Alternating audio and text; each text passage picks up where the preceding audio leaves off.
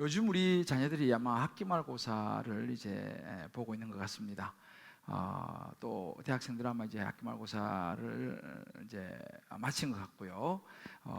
그리고 또 다들 뭐 우리 자녀들 중에 수능을 또 준비하는 또 땀을 열심히 흘리면서 공부하는 우리 자녀들도 있을 것이고, 때로는 뭐 재수 또 반수.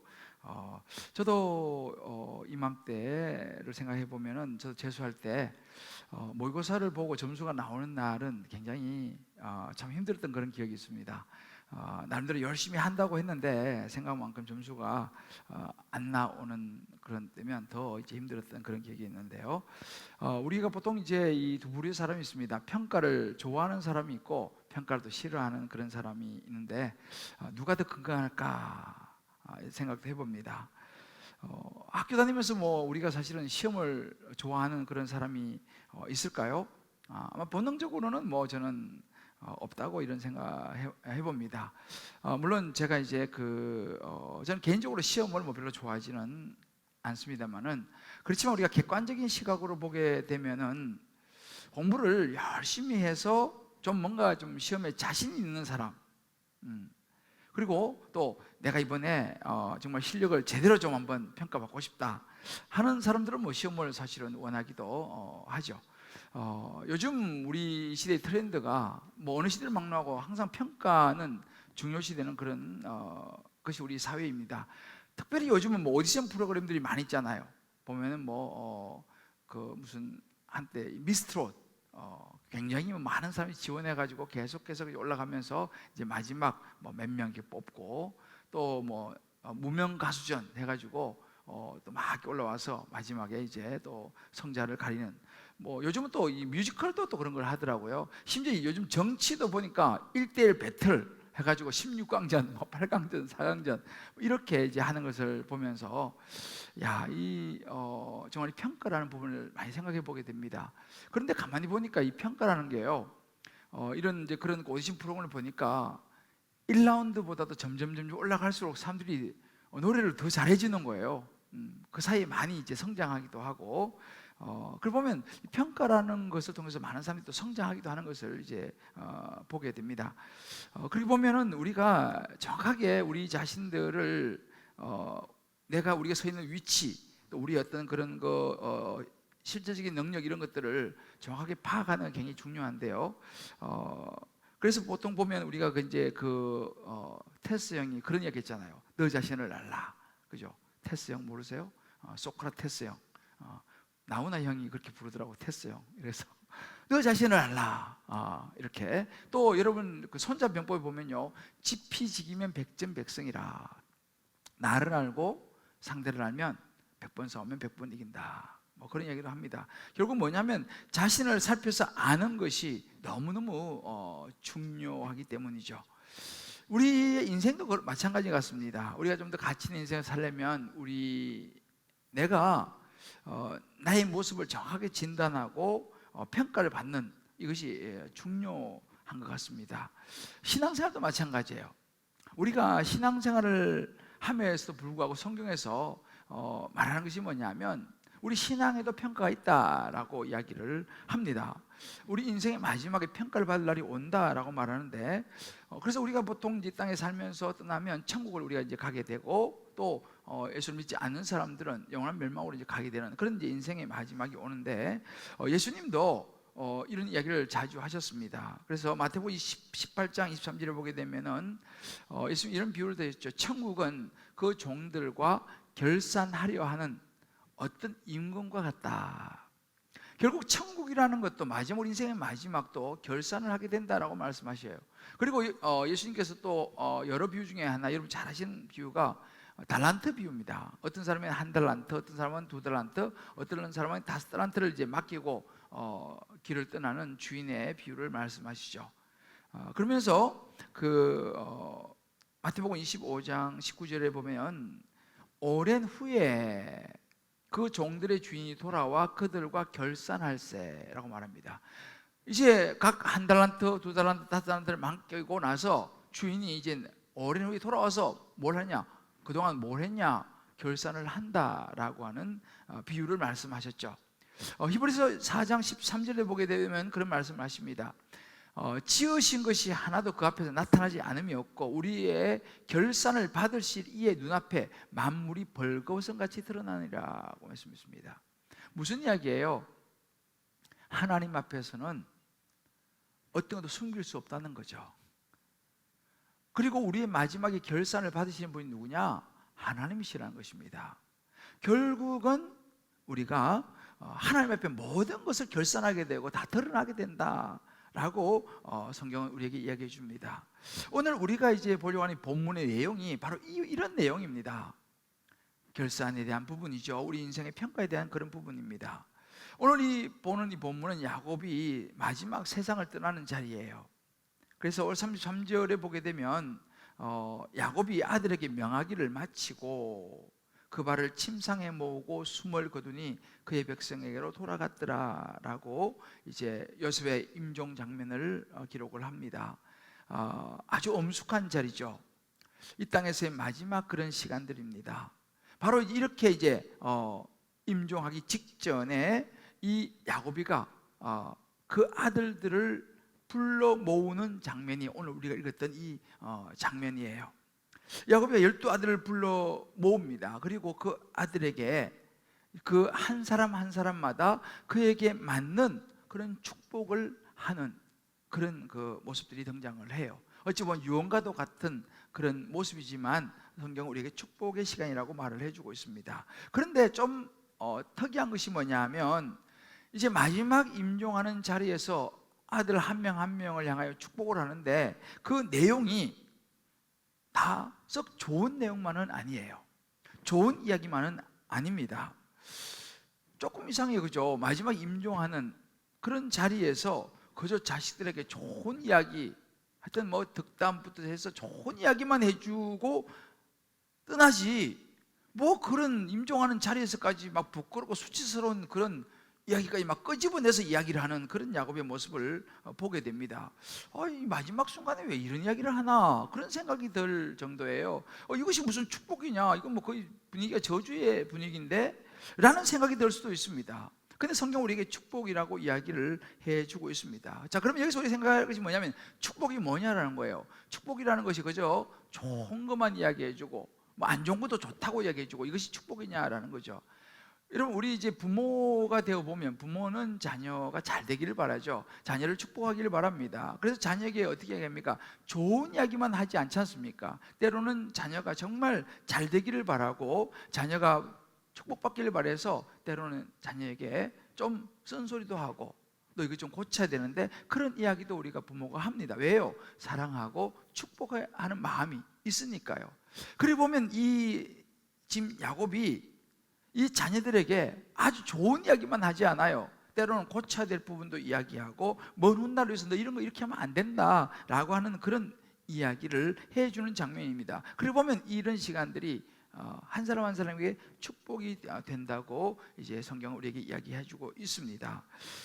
근데 야곱이 지금 아들 한 명 한 명에게 이렇게 이제 축복하면서 평가를 하는데 제가 이걸 보면서 느낀 것이 뭐냐면 야곱이가 굉장히 자녀들을 잘 알고 있구나. 그냥 뭐 대충 사람 같은데 야곱이가 자녀들을 정확하게 이야기를 하는 부분을 보게 됩니다.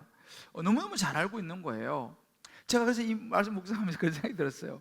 야곱이도 이렇게 잘하는데 하나님이 나를 얼마나 잘 아실까? 하나님이 나를 정확하게 보고 계시겠구나 하는 그런 생각 해보니까 한편은 좀 두렵기도 하고요, 한편은 또 든든하기도 합니다. 근데 여기 보면 이렇게 축복하는 기준이 뭐냐라고 보니까 28절에 보니까 그 기준이 나와요. 뭐냐면 이제 이 야곱이가 축복하면서 곧 그들 각 사람의 분량대로 축복하였더라 그랬습니다.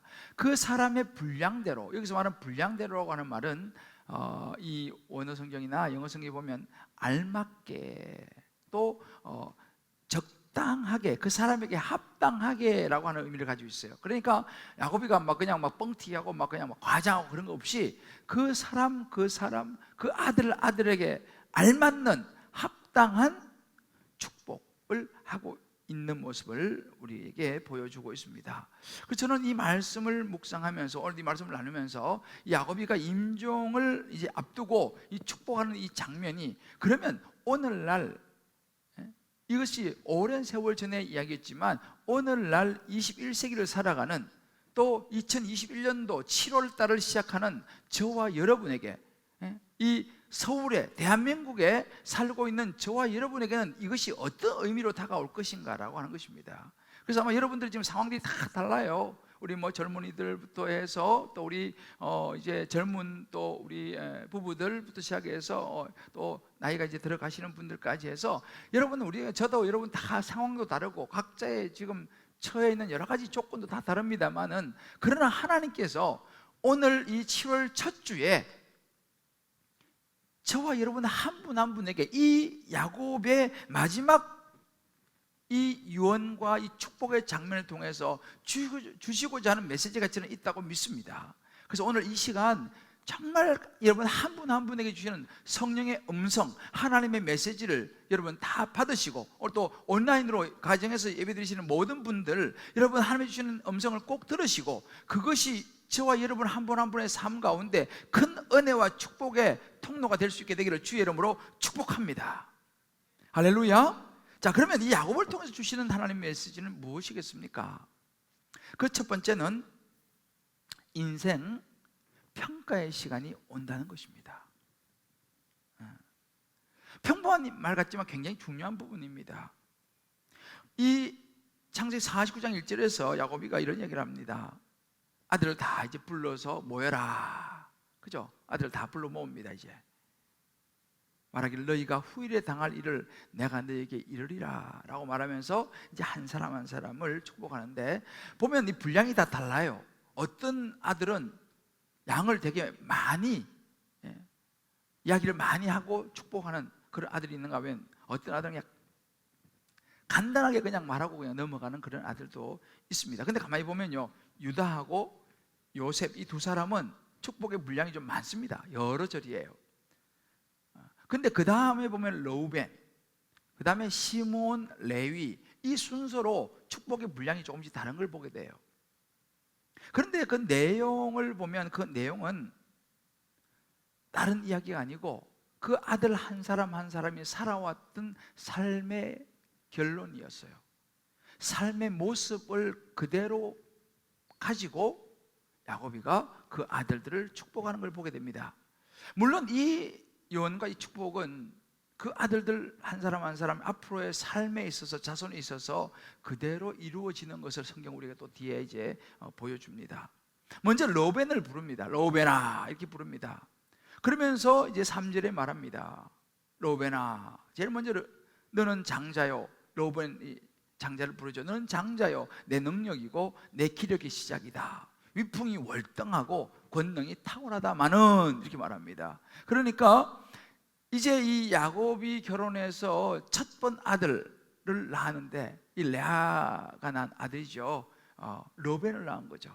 그러니까 이제 모든 출발이 로벤이었다. 그리고 로벤이 이 풍채도 되게 좋았던 거 봐요. 위풍이 월등하고 그리고 능력도 굉장히 있었던 그런 그 아들이었던 것 같습니다. 그러니까 이 로벤은 누가 봐도 장자에다가, 당시 장자는 굉장히 중요한 자리였습니다. 집안에서도 탑 리더죠. 거기다 능력도 있고 하니까. 그리고 당시는 그 장자는요, 유산을 받을 때 다른 형제들보다 2배를 더 받았습니다.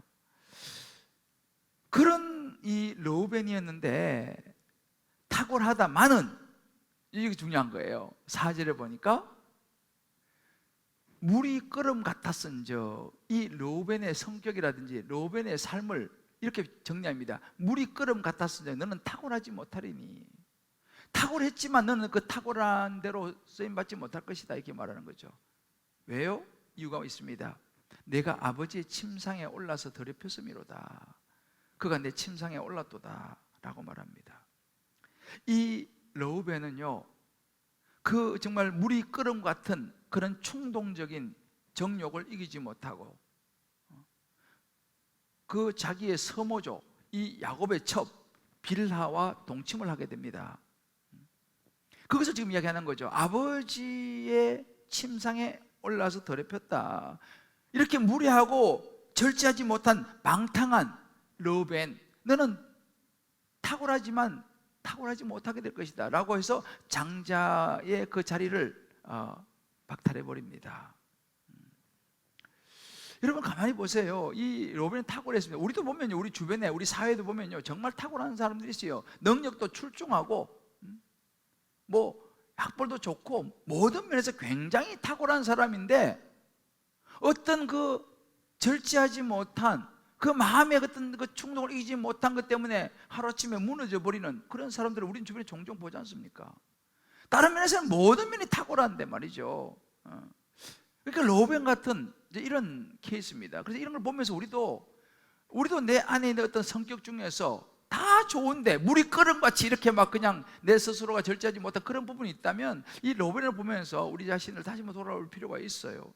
이 로벤이 이런 이제 약한 부분이 있었던 것입니다. 실제로 이 로벤이요, 이제 나중에 가나안 땅을 점령하고 땅을 분배받을 때 요단 동편을 분배받습니다. 그런데 요단 동편에 정착하고 난 이후에 이스라엘의 그 민족사에서 르우벤은 사라져요. 더 이상 등장하지 않아요. 그리고 르우벤의 자손에서는요, 선지자도 사사도 왕도 한 명이 나오지 않았습니다. 이렇게 그냥 르우벤의 인생이 끝난 거죠. 그 다음에 이제 부른 사람이 시몬과 레위였습니다. 시몬과 레위를 불러서 야곱이 이렇게 말합니다. 시몬과 레위는 형제인데 그들의 칼은 폭력의 도구다 라고 말합니다. 이제 순서대로 되면 이제 르우벤이 장자에서 이제 벗어났으니 그 다음에는 시몬, 그 다음에 레위, 이제 순서가 장자가 이렇게 되는 거예요. 그런데 이 두 사람도 장자의 자격을 잃어버립니다. 왜냐하면 그들은 폭력적인 도구로 칼을 휘둘렀다는 것입니다. 무슨 이야기입니까? 이 시몬과 레위는요, 자기 여동생 디나가 세겜성에서 강간을 당했을 때에 칼을 차고 가가지고 그 세겜 사람들을 속입니다. 너희가 할례를 받으면, 이 할례라는 것은 굉장히 거룩한 하나님의 언약의 상징이었어요. 근데 할례를 빌미 삼아가지고 그들을 모두 죽입니다. 이 거룩한 상징인 할례를 그런데 사용을 하게 되면서 죄를 짓게 되죠. 그리고 아주 무자비하게 세겜 사람들을 다 죽이는 그 죄를 범하게 되면서 그 이야기를 지금 야곱이 하는 거예요. 너희의 그 칼은 폭력의 도구가 되었다. 결국은 이제 이런 죄로 말미암아서 이 시몬과 레위도 나중에 이제 형제가 나누어지게 되고, 이 시몬은 성경에 보게 되면은 별로 이렇게 잘 등장하지 않고 굉장히 약해져 버렸어요. 레위도 마찬가지. 레위도 땅을 분배받지 못했습니다. 물론 레위는 이제 나중에 회개하고 다시 이제 쓰임을 받는 그런 경우가 있습니다만은 아무튼 레위도 마찬가지 그렇게 되는 거죠. 근데 반면에 넷째 아들 유다는 야곱이가 많은 축복을 합니다. 물론 유다도 완전한 사람은 아니었어요. 한때 이 며느리 다말하고 사이에서 애도 낳는 이런 그 어찌 보면 하나님께서 별로 좋지 못한 그런 모습을 보였던 유다였지만, 이 유다는 그 이후의 삶이 달라졌어요. 여러분 기억하시겠지만 유다는요, 이제 기근이 나가지고 야곱 집안에서 양식을 구하러 애굽에 갔을 때 요셉하고 만나는 과정에서요, 이 위기를 만나잖아요. 그때 자기를 던집니다. 그래서 자기 동생 베냐민을 살리고 아버지를 생각하면서 차라리 나를 가두시고 내 목숨을 앗아가시더라도 이 동생은 살려주십시오 라고 과감하게 자기를 목숨을 내놓고 희생하고 헌신을 하는 그런 모습을 보이잖아요, 이 유다가요. 그리고 이제 유다가 그런 과정을 통해서 이 기근의 문제를 해결하고 또 나중에 이 요셉과 이 형들 사이에 이 화해에서 중요한 역할을 이 유다가 감당을 하게 됩니다.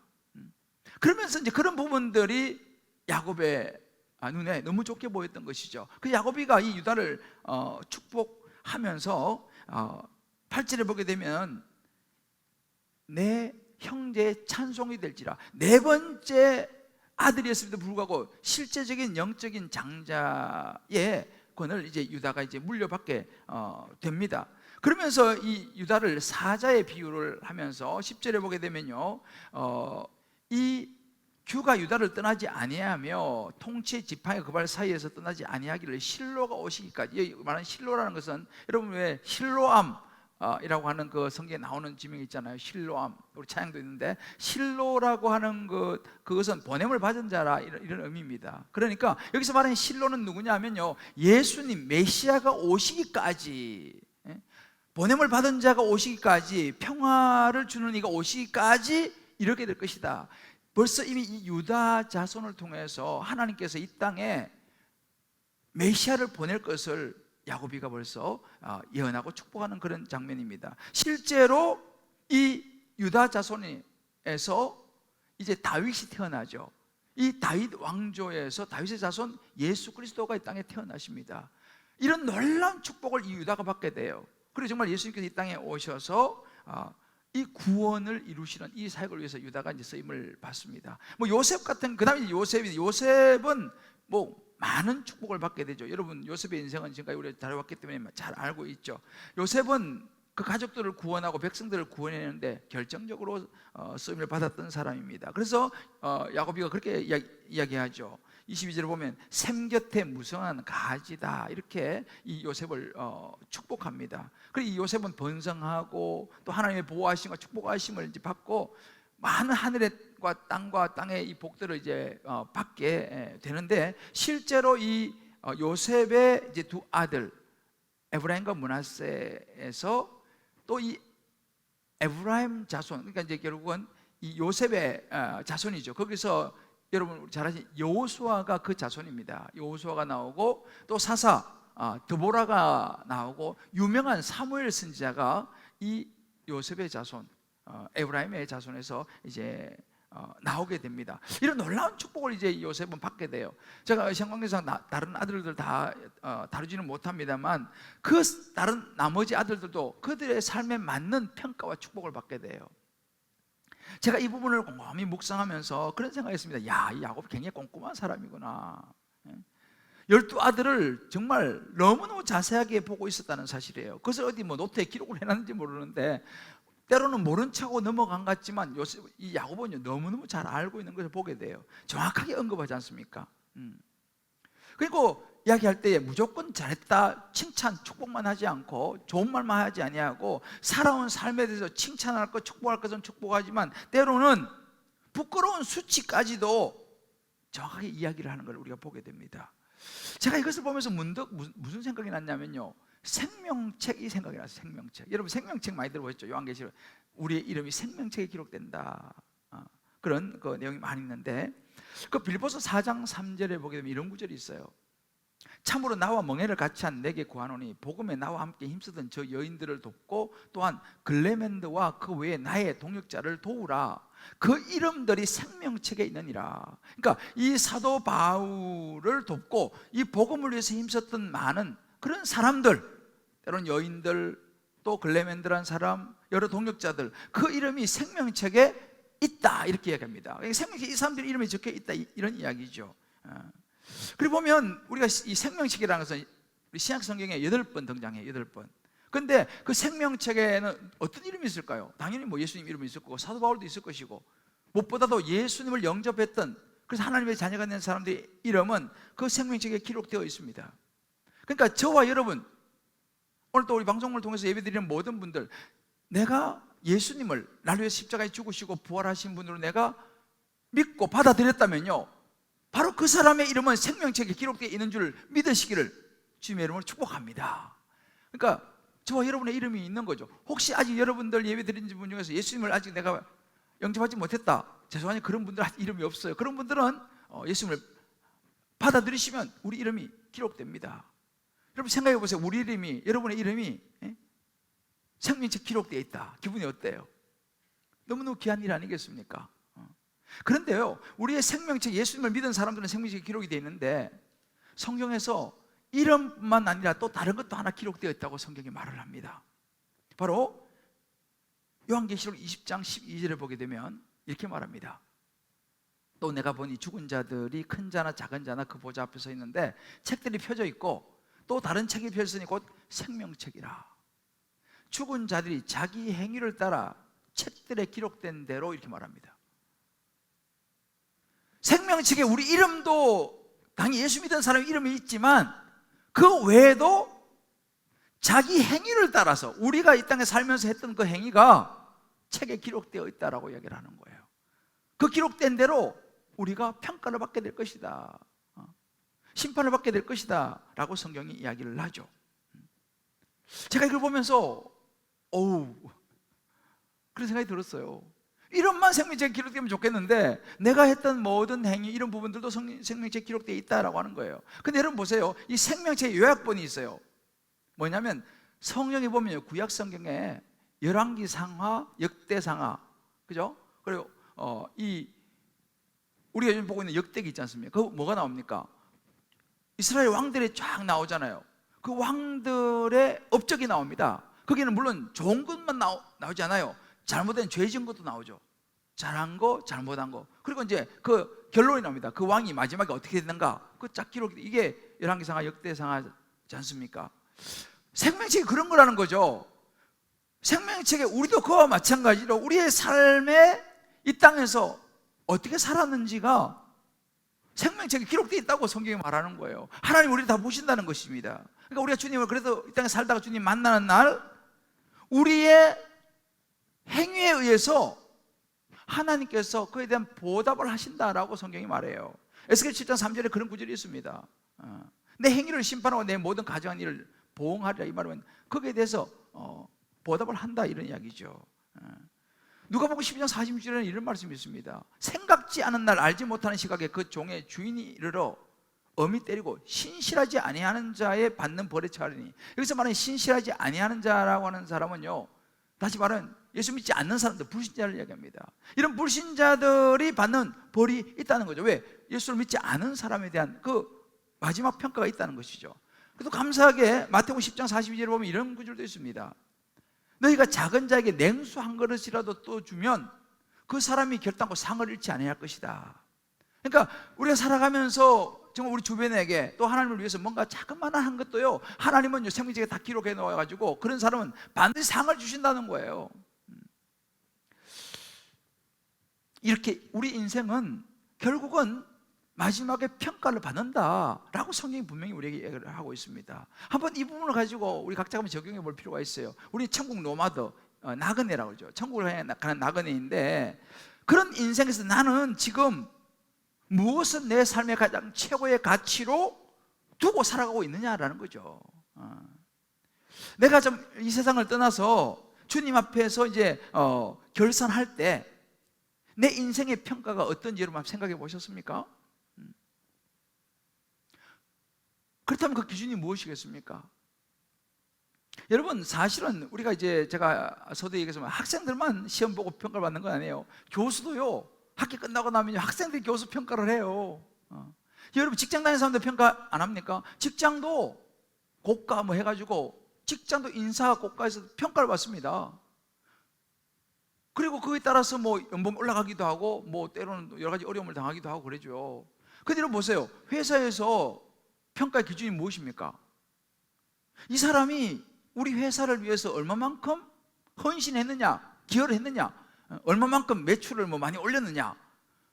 중심은 이 회사를 위해서 뭘 했느냐, 이거에 따라서 이제 평가의 기준이 매겨지는 거죠. 뭐 다른 거 다 마찬가지지 않습니까? 평가라는 것이. 그렇다면 우리도 마찬가지예요. 우리가 어렵지 않은 것이, 우리도 마찬가지, 하나님에 섰을 때 우리의 평가 기준이 뭐냐라는 겁니다. 당연히 하나님을 위해서 어떤 삶을 살았냐는 거죠. 하나님의 유익을 위해서 뭘 했느냐, 이것이 평가의 기준이 되겠죠. 이 땅에 살면서 나 자신만을 위해 살았다, 그러면 그거는 평가 점수에 해당이 안 되는 거죠. 왜? 하나님을 위해서, 하나님이 주신 것들을 가지고 내가 하나님을 위해서 뭘 했느냐, 이게 이제 하나님의 자녀로서의 삶이 우리의 평가의 기준이 될 것이라는 것입니다. 그러니까 이게 바로 야곱의 아들들을 야곱이가 평가하고 이 축복한 대목을 우리가 보면서 이걸 생각해 볼 수 있습니다. 그렇다면 우리의 삶의 평가 기준은 뭐가 되겠어요? 이 땅에 살면서 얼마나 하나님을 경외하며 정말 하나님 앞에 올바른 예배 생활을 했느냐, 얼마나 주님을 위해서 섬김과 봉사의 생활을 했느냐, 얼마나 공동체 속에서 하나님의 유익을 끼쳤느냐, 때로는 부모를 위해서, 때로는 자식을 위해서, 때로는 이웃을 위해서 우리가 뭘 했느냐, 이런 기준들을 가지고 하나님께서 우리의 삶을 평가하실 것이라는 것입니다. 한번 우리가 여러분 각자가 다락방에서도 한번 나눠보시고 꼭 말씀 노트를 가져가셔가지고 혼자서라도 한번 읽어보면서 생각을 해보시기 바랍니다. 하나님께서 나를 어떻게 평가할 것인가, 나는 하나님의 평가받을 만한 어떤 것을 나는 하고 있는가라는 겁니다. 두 번째를 야곱이 주는 이 메시지는 뭐냐면 결단이라는 거예요. 결단이 필요한 시간이다. 오늘 28절에 보면 이렇게 말합니다. 야곱이 그들에게 축복하였으니 꼭 그들 각 사람의 분량대로 축복하였더라. 이게 우리가 마음에 잘 새겨야 될 그런 부분인데요, 야곱은 아들들을 그냥 막 축복하지 않았습니다. 그들의 삶의 모습, 삶의 결론을 가지고 거기에 맞게 합당하게 축복하였습니다. 저는 이 말씀 묵상하면서 제 자신이 이런 적용을 해봤습니다. 자, 그러면 이렇게 내 인생에 하나님 앞에서 평가할 시간이 오는데, 그렇다면 나는 어떻게 살 것인가 라는 거예요. 나는 어떻게 살 것인가. 여러분도 한번 생각해 보세요. 하나님의 평가를 받을 시간이 오는데 그걸 이제 우리가 알았다면, 그럼 나는 지금 이제 어떻게 살아갈 것이냐, 그죠?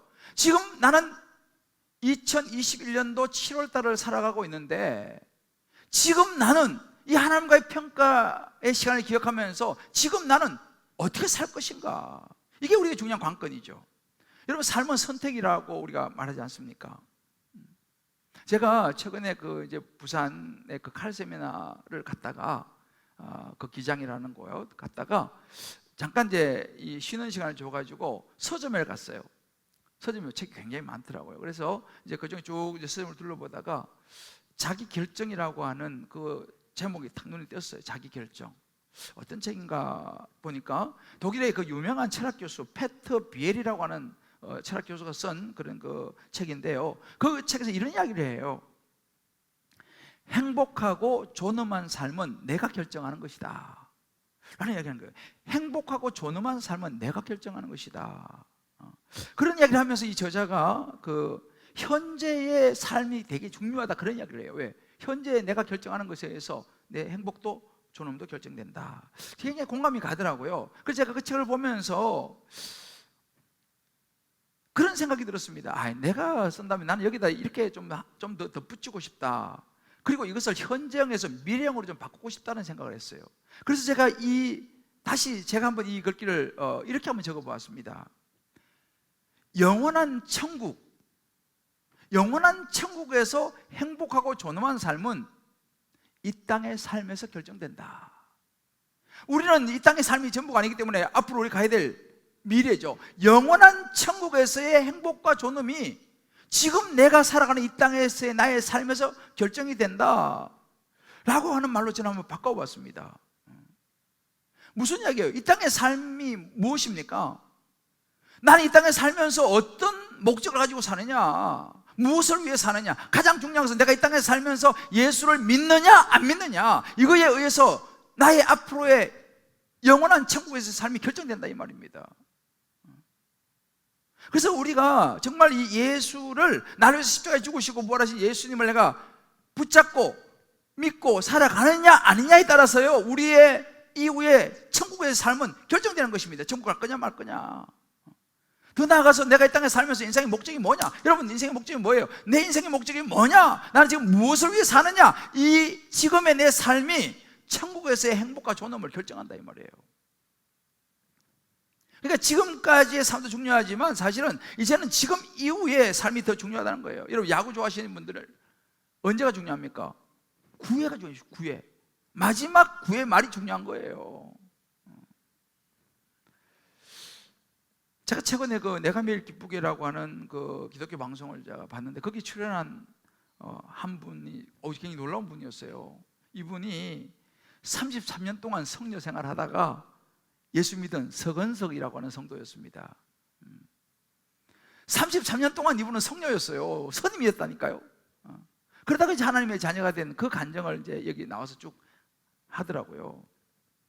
근데 놀라운 것은 뭐냐면 이분이 어머님이 권사님이셨어요. 어릴 때 교회를 이분이 다녔던 분이에요. 근데 이제 젊은 시절에 막 좀 주먹 쏘고 막 그런 길로 빠져가지고 이제 사고를 치고 제주도로 도망을 갔더만요. 그래서 낮에는 못 나오고 붙잡힐까봐. 그 낮에는 숨어 있고 밤에는 이제 나와가지고 별도 보면서 이렇게 있다가 어디서 목탁 소리를 들어요, 이분이. 그래서 목탁 소리를 듣고 따라가서 이제 그 절로 들어가서 거기서 선임하고 이게 교감이 이루어져가지고 이분이 이제 불교에 기여하고 선임이 됐어요. 그래서 33년을 살았거든요. 그러다가 이제 이분이 예수를 믿게 되는 뭐 그런 이야기입니다. 근데 그분이 이야기해요. 참 33년의 허송 세월을 자기가 살았는데, 그렇지만 진짜 구원은 예수님에게 있다는 것을 발견하고 자기는 결단했다는 거예요. 그리고 절에 모든 걸 정리하고 이분이 교회에 나와서 집사가 됐어요. 저는 참 그분을 보면서 정말 되게 놀랍게 돼요. 33년 동안 선임하시던 분인데, 그죠? 근데 중요한 것은 뭐냐면요, 어떤 삶을 살았든지 결단이 있었다는 거예요. 나 이제부터 나는 예수 믿고 나는 살겠다.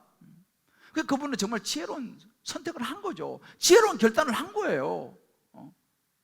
세월이 많이 지났지만 말이죠. 성경에 보면 대표적으로 결단을 잘한 사람이 있어요. 누군지 아세요? 예수님의 우편 강도예요. 예수님 십자가 못 박히실 때 양쪽에 강도가 달렸잖아요. 그 한쪽 강도는 막 예수님 보고 막 비난하고 막 욕하고 막 그랬어요. 근데 그 우편에 있는 그 강도는요, 그러지 않았어요. 그 강도한테 막 뭐라 그러면서 우리는 죄를 져가지고 이렇게 죽지만 이분은 죄가 없어 라고 막 이야기하면서 예수님한테 이렇게 했어요. 예수님, 한 나라에서 저를 좀 기억해 주십시오 라고 이야기를 합니다. 무슨 이야기예요? 이 사람은, 이 우편 강도는 누가복음 23장 42절을 보면요, 예수님을 받아들인 거예요. 마지막 결단한 거죠. 나는 죄인입니다. 그렇지만 예수님, 당신의 나라 임하실 때 저 좀 기억해 주십시오. 저도 구원해 주십시오. 이렇게 결단한 거 아니에요. 어떻게 됐습니까? 예수님께서 말씀하셨잖아요. 43절에요. 오늘 내가 나와 함께 나고 내리리라. 이 우편 강도는요, 마지막 순간에 구원받은 거예요. 어떻게 해요? 결단한 거죠. 놀라운 은혜 아니겠습니까? 저와 여러분의 삶 가운데도 이런 결단이 있게 되기를 주의 이름으로 축복합니다. 늦은 건 없어요. 여러분이 잘 아시는 솔로몬 같은 사람은요, 정말 멋지게 사는데 마지막 말년에 돼가지고 이방 여인 만나고 하는 바람에 그냥 인생이 그렇게 끝나고 말았지 않습니까? 오늘 우리가 이 말씀 보면서 야곱이 유언하고 축복하는 이 부분이 저와 여러분에게 주는 메시지는 분명합니다. 인생의 평가의 시간은 온다는 거예요. 이제 우리가 필요한 건 뭡니까? 결단이죠. 그럼 나는 어떤 결단을 내릴 것인가 하는 거예요. 나는 그럼 이제부터 어떤 삶을 살 것인가? 이제 이것이 저와 여러분에게 현실적으로 주어져 있는 부분입니다. 어느 젊은 사형수가 있었습니다. 사형을 집행하는 날 현장에서 그 사형수에게 마지막 5분을 줬습니다. 보통 이제 그렇게 하지 않습니까? 5분을 줄 테니까 너가 당신이 하고 싶은 이야기 있으면 다 하고, 하여튼 이 5분을 당신이 줘줬다. 이 사형수 28살이었습니다. 28년을 살아온 이 사형수에게 주어진 마지막 5분, 비록 짧은 시간이지만 이 5분을 내가 어떻게 보낼 것인가? 너무너무 귀한 시간 아니겠습니까? 그리고 이 사형수는 마음이 결정을 했습니다. 5분을 갖다가 내가 먼저 이 정말 이 땅에 이제 딱 5분밖에 남지 않는데 2분은 나를 알고 있는 모든 이들에게 내가 다 만나지 못하지만 작별의 기도를 해야겠다라고 생각을 했어요. 2분 동안은 자기를 알고 있는 뭐 가족들, 뭐 모든 사람들을 위해서 작별 기도 2분. 그리고 두 번째는 오늘까지 나를 살게 해주신 하나님께 감사하고 또 그 옆에 있는 다른 죄수들, 사형수들에게 한마디씩 내가 작별 인사를 하는데 2분을 써야겠다 생각했어요. 근데 마지막 1분 남았어요. 이 1분은 내가 이제 볼 수 있는 이 세상의 마지막, 세상에 이런 아름다운 것들을, 그리고 또 지금 마지막 순간에 내가 서 있는 이 땅, 이런 것들에서 내가 감사하고 가자, 이렇게 마음을 딱 5분을 딱 이제 마음 먹었습니다. 이제 그분의 글에 의하면 눈에 흐르는 눈물을 삼키면서 가족들과 친구들을 잠깐 생각하면서 작별의 기도를 하는데 어느샌가 2분이 흘러버린 거예요. 벌써 2분이 지났구나. 이제 내 자신에 대해서 돌이켜보면서 또 지금까지 살게 해주신 하나님께 감사하면서 생각해 보려고 하는데 내게 남은 시간이 3분밖에 안 남았구나. 3분이면 내 인생이 끝이구나. 하염없이 눈물이 흐르더라는 거예요. 그러면서 막 후회가 밀려오는 거예요. 내가 좀 더 가치 있게 살 걸, 좀 더 시간을 아껴서 살 걸. 후회 눈물이 흐르면서 그런 생각한 거예요. 내가 정말 다시 한 번만 인생을 살 수만 있다면 그렇게 이제 회한의 눈물을 흘리면서 2분이 지나간 거예요. 마지막 1분이 남았습니다. 근데 그때 기적적으로 사형 집행 중지 명령이 내린 거예요. 정말 기적과 같이 목숨을 건지게 됐어요. 그리고 구살생으로 풀려나게 됩니다. 마지막 이 사람은요, 마지막 5분을 생각하면서 하루하루 순간순간을 정말 살아가는데, 그러면서 이분이 글을 써요.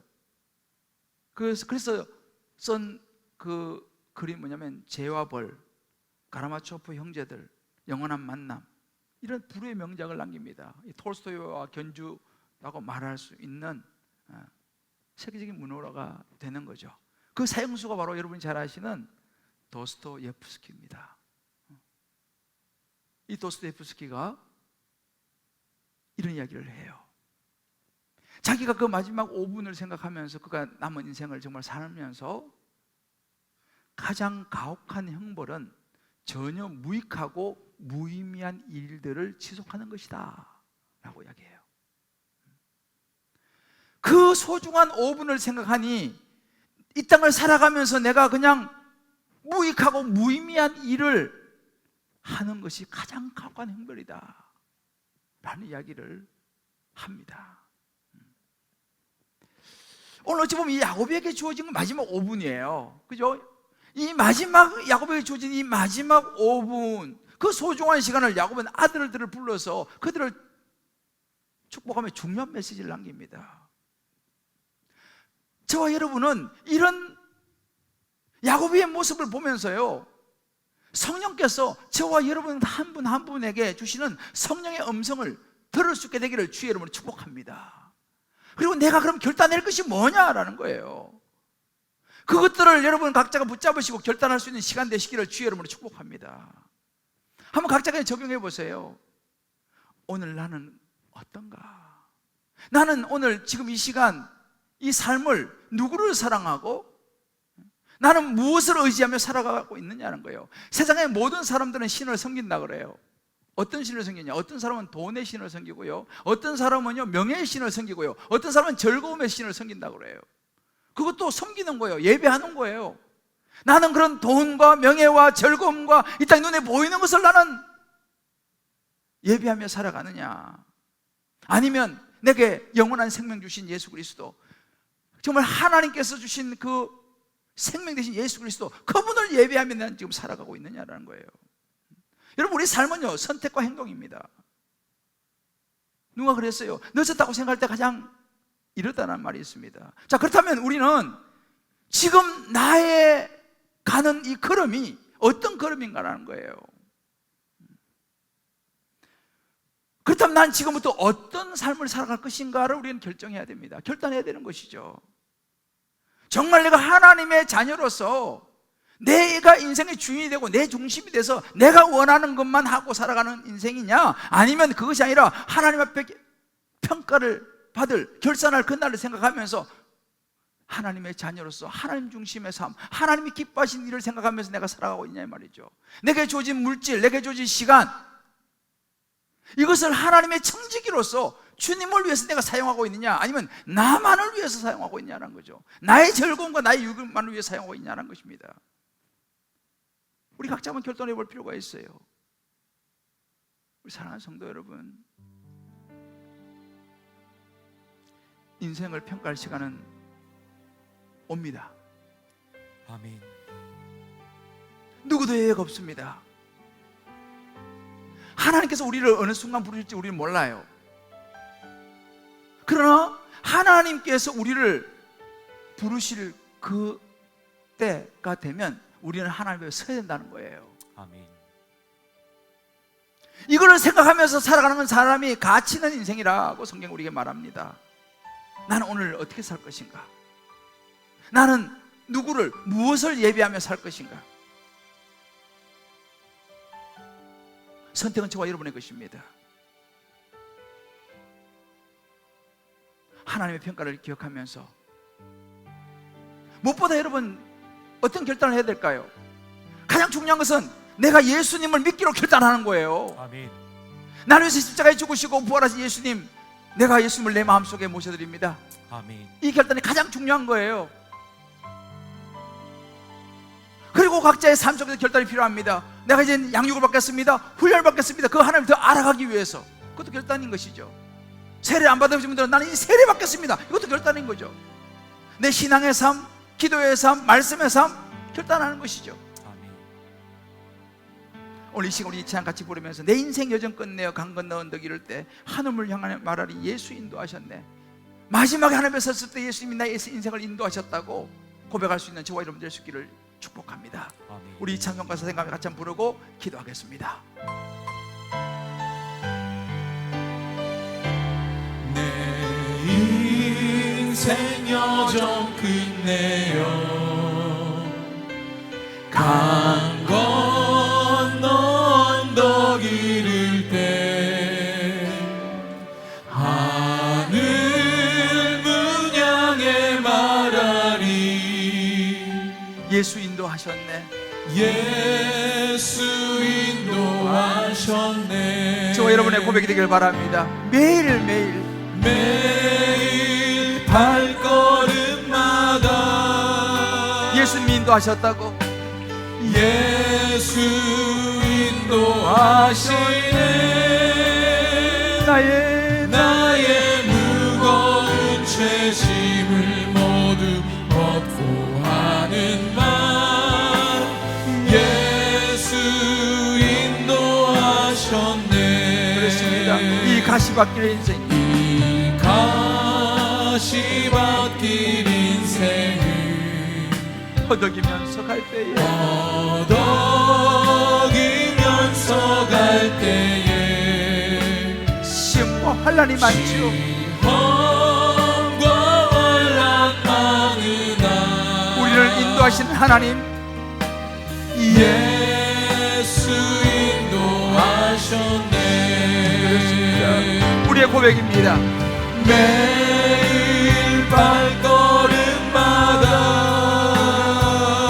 예수 인도하셨네. 예수 인도하시네. 나의 무거운 죄짐을 모두 벗고 하는 말 예수 인도하셨네. 우리의 고백이 되기를 원합니다. 내 밝은 발걸음마다 주 예수 보살피시사 주 예수 보살피시사 성리의 개가를 부르며 우리의 개가 부르며 주를 찬송하리라. 주를 찬송하리라. 주여 그렇습니다. 매일 발걸음마다 예수님이 예수 인도하시네. 나의 무거운 죄짐을 모두 벗고 하는 말 예수 인도하셨네. 우리 한번 이 시간 조용히 눈을 감고 한번 기도했으면 좋겠습니다. 오늘 나는 어떻습니까? 하나님 앞에 설 때 우리는 어떤 모습이기를 원하십니까? 내가 지금 예배하는 것은 무엇입니까? 오늘 여러분 말씀을 들으시면서 성령께서 여러분 각자의 마음에 주신 마음들이 있을 것입니다. 아멘. 그것이 하나님 여러분에게 주시는 성령의 음성인 줄 믿습니다. 아멘. 아, 이런 부분 내가 결단해야겠구나, 그런 마음을 주신 분들도 있습니다. 그것 또한 성령의 음성인 줄 믿습니다. 아멘. 이 시간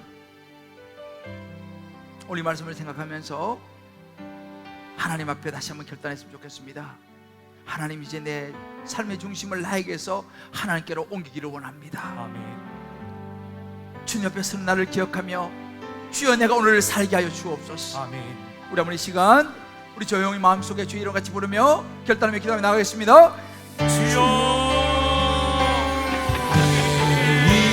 하나님 아버지 말씀하여 주시기 원합니다. 하나님 말씀하여 주시고 주님이 인도하여 주시고 성령의 시간을 찾아가셔서 하나님 주시옵소서. 하나님 결단하여 주시고 하나님을 기억하면서 주님 앞에 설 인생과 평가의 시간을 기억하면서 아버지 앞에서 은혜가 있길 원합니다. 주여 하나님 아버지 하나님 아버지 하나님 아버지 은혜를 따라 인도해주시고 아버지 구체적으로 우리의 삶을 기억하여 주시고 아버지 아버지 다시 원합니다. 하나님 아버지 다시 원합니다. 하나님 아버지 하나님 아버지 이 시간 찾아 말씀하시고 그들은 순결단 닿았습니다. 주여 아버지 다시 원합니다. 하나님 다시 원합니다.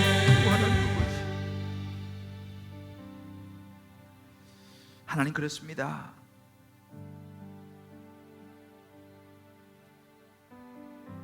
우리 인생 여정이 끝나며 하나님 앞에 섰을 때 부끄럽지 않은 우리 인생이 되게 하여 주시옵소서. 아멘. 무엇보다 예수님을 믿기로 결단케 도와주시고 아멘. 주님의 기쁨으로 살기 위하여 내가 결단해야 될 부분들을 하나님 앞에 결단하는 은혜가 있게 하여 주옵소서. 아멘. 하나님의 중심이 내 삶이 되게 하여 주옵소서. 아멘. 이 시간 우리 사랑하는 성도님들이 각자의 마음속에 주님을 향하여 결단한 부분들을 주여 기억하여 주시고 도와 주시옵소서. 아멘. 우리는 약하여 자주 넘어집니다. 결심하지만 또 흔들립니다. 잊어버리기도 합니다. 그러나 성령이 우리를 도우사 넘어지더라도 다시 일어서게 도와주시고 아멘. 잊어버리더라도 기억나게 도와주시고 아멘. 흔들릴 때 우리의 중심이 되어 주시옵소서. 아멘. 그래서 영원한 생명 대신 예수 그리스도를 붙잡고 하나님을 예배하며 우리의 남은 삶을 멋있게 살아가는 충성된 하나님의 자녀가 되게 하여 주옵소서. 아멘. 우리 결단을 받으실 주님을 찬양하며 예수님의 이름으로 기도합니다. 아멘. 아멘.